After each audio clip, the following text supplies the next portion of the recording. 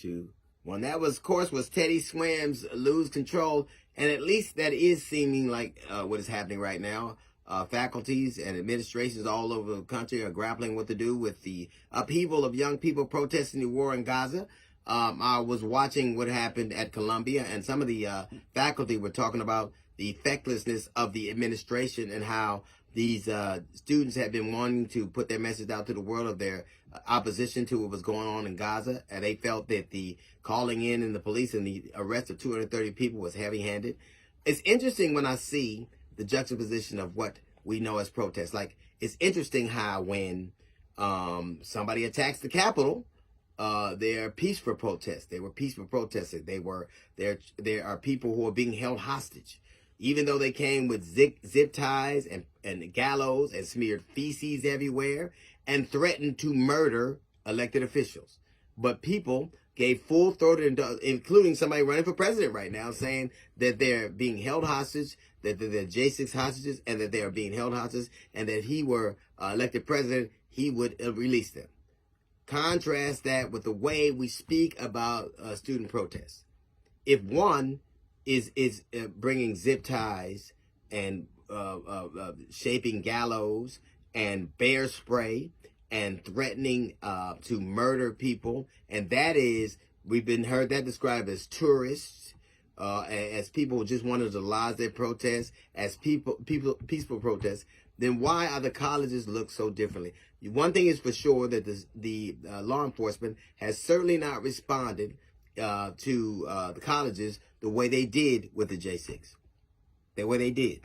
Why is it that when it is neo-Nazis walking in Charlottesville talking about Jews not replacing us, having someone get murdered and ran down at the very event that we're having, why is it that the President of the United States at that time said there were good people on both sides? But these people who are actually lodging peaceful protests are something different. Why is it that protests only look like what they are depending on who the author is? So there can only be protests if you're doing the things that we want you to do. If you have a natural opposition to what's going on, then you're something else. I heard the mayor of New York talk about that barricading buildings was not peaceful protest. Or really, what was slamming through buildings? What was using bear spray on cops? What was beating cops with flagpoles? What was that? So if we're going to call a protest that gets out of hand violent, then it should be all the way around.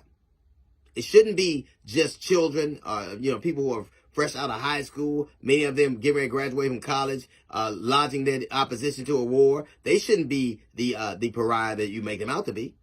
They're doing what the Constitution said. What's constitutional about somebody storming the Capitol because they don't like the results? But I've watched any number of elected officials get in front of a microphone and try to convince me that what I saw on January 6th was peaceful, and still trying to convince me what I see in campuses all over the country is not. So one man's protest is another man's violent outbreak, depending on who tells you the story. These people, these young men and women, have decided to lodge a complaint according to their First Amendment rights, and they have been called everything short of thugs and criminals.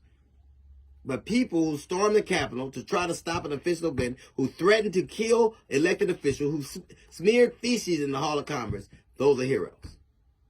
That's a little note from the GED section. Got the Jazz Report coming up in 15 minutes. It's the D.L. Hughley Show.